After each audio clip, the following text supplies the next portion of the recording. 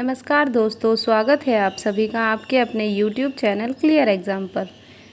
जैसा कि आप सभी जानते हैं कि हमने एक क्रैश कोर्स की शुरुआत की है जिसमें हम बायोलॉजी के महत्वपूर्ण टॉपिक्स को कवर कर रहे हैं।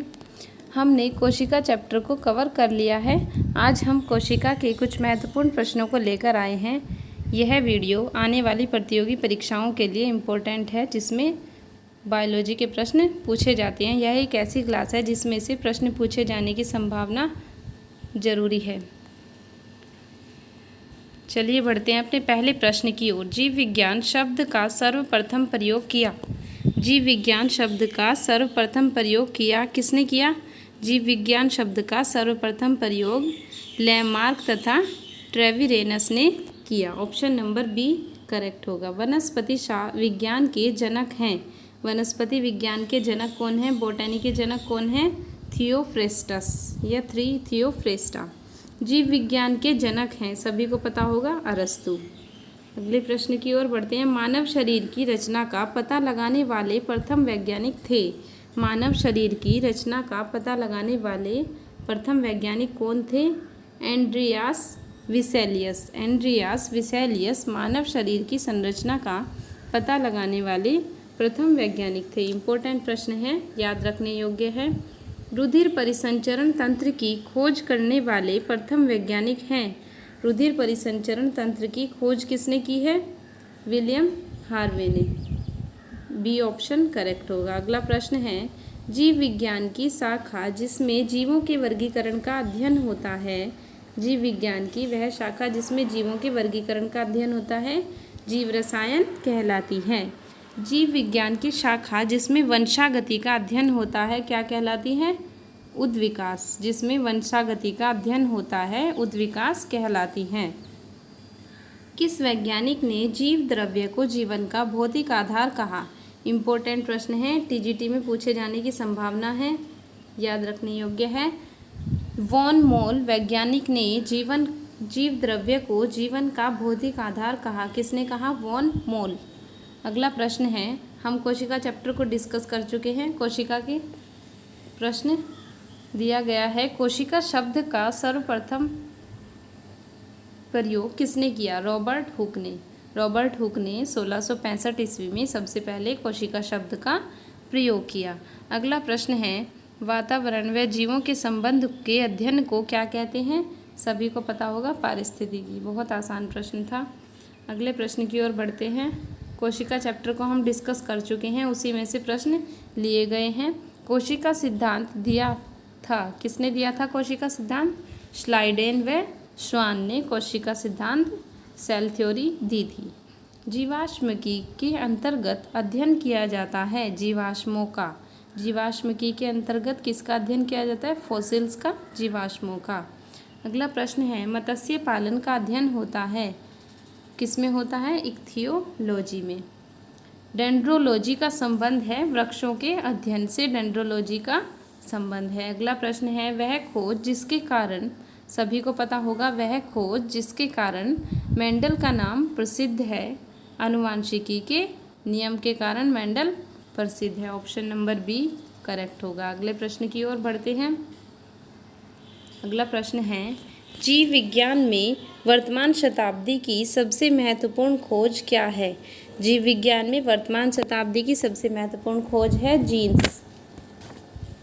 अगला प्रश्न है। स्वस्थ मनुष्य के रक्त में प्लेटलेट्स काउंट कितना होना चाहिए? 20,000 से अधिक होना चाहिए। 20,000 से अधिक हमारे शरीर में प्लेटलेट्स काउंट होना चाहिए। जैव विकास के प्राकृतिक वर्णमत का प्रतिपादन किसने किया? प्राकृतिक वर्णमत का प्रतिपादन किसने किया? डार्विन ने। ऑप्शन नंबर बी हमारा करेक्ट होगा। अगले प्रश्न है। शरीर पर हार्मोनों का प्रभाव होता है, क्या होता है? उत्प्रेरक प्रकार्य। शरीर पर हार्मोनों का प्रभाव क्या होता है? उत्प्रेरक प्रकार्य। अगले प्रश्न की ओर बढ़ते हैं। जीव विज्ञान की कौन सी शाखा पौधों व जंतुओं दोनों के लिए प्रयुक्त की जाती है? वर्गीकरण विज्ञान, जिसमें पौधों और जंतुओं दोनों का वर्गीकरण किया जाता है। अगला प्रश्न है। चिकित्सा शास्त्र के जनक हैं, सभी को पता होगा चिकित्सा शास्त्र के जनक हैं हिपोक्रेटस। हिपोक्रेटस को चिकित्सा शास्त्र का जनक कहा जाता है। अगला प्रश्न है, आधुनिक वर्गीकी के जनक हैं। इम्पोर्टेंट प्रश्न है, पूछे जाने की संभावना है और पहले भी पूछा जा चुका है। आधुनिक वर्गीकी के जनक हैं कैरोलस लिनियस। कैरोलस लिनियस को आधुनिक वर्गीकी का जनक माना जाता है। सर्प विज्ञान है ओफियोलॉजी। ओफियोलॉजी को क्या कहते हैं? सर्प विज्ञान। अगला प्रश्न है, जीवों पर विकिरण के प्रभाव का अध्ययन करते हैं रेडियो बायोलॉजी में। रेडियो बायोलॉजी में जीवों पर रेडिएशंस के प्रभाव का अध्ययन करते हैं। ऑप्शन नंबर ए करेक्ट होगा। अगला प्रश्न है, वर्गीकी संबंधित है। वर्गीकी किससे संबंधित है? सभी जीवों के अभिनिर्धारण, नामकरण व वर्गीकरण से क्या संबंधित है? वर्गीकी। इसमें सभी जीवों के अभिधारण, नामकरण व वर्गीकरण किया जाता है।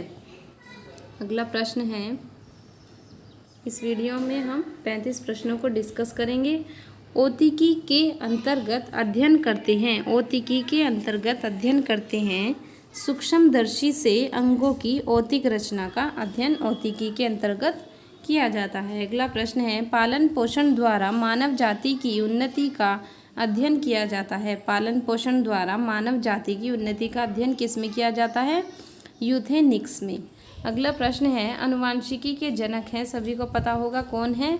मेंडल। मेंडल को अनुवांशिकी का जनक माना जाता है। इलेक्ट्रॉन माइक्रोस्कोप का आविष्कार किया किसने किया? एम नोल व ई रस्का ने। एम नोल व ई रस्का ने इलेक्ट्रॉन माइक्रोस्कोप का आविष्कार किया। अगले प्रश्न की ओर बढ़ते हैं। जीव विज्ञान के महत्वपूर्ण सिद्धांतों में से एक 19वीं शताब्दी में 2 वैज्ञानिकों द्वारा प्रतिपादित किया गया था। जीव विज्ञान के सिद्धांतों में से 19वीं शताब्दी में प्रतिपादित किया गया था। वेलेस और डार्विन का जो सिद्धांत था वो 19वीं शताब्दी में प्रतिपादित किया गया था। ऑप्शन नंबर बी करेक्ट होगा। जीवाणु को सर्वप्रथम देखा गया किसने किया? देखा जीवाणुओं को सर्वप्रथम एंटोनी वॉन ल्यूवेनहॉक ने। ल्यूवेनहॉक ने सर्वप्रथम जीवाणु को देखा। पौधों के रोगों का अध्ययन होता है किसमें? रोग विज्ञान में। प्रथम महान वर्गीकरण वैज्ञानिक कौन थे? अरस्तु। सबसे पहले अरस्तु ने ही वर्गीकरण किया था। वनस्पति विज्ञान की वह शाखा जिसमें शैवालों का अध्ययन किया जाता है, इम्पोर्टेंट है फाइकोलॉजी। फाइकोलॉजी में शैवालों का अध्ययन किया जाता है। आज की वीडियो का लास्ट प्रश्न है, वनस्पति कोशिकाओं की जीव द्रव्य कला की प्रकृति होती है। वनस्पति कोशिकाओं की जीव द्रव्य कला की प्रकृति कैसी होती है? हम पढ़ चुके हैं, अर्धपारगम्य होती है। ऑप्शन नंबर बी करेक्ट होगा। धन्यवाद दोस्तों। अगर आपको हमारी ये वीडियो पसंद आई हो और आगे के प्रश्नों को जानने के लिए हमारे चैनल को लाइक, शेयर और सब्सक्राइब ज़रूर करें और बेल आइकन को ज़रूर प्रेस करें। धन्यवाद।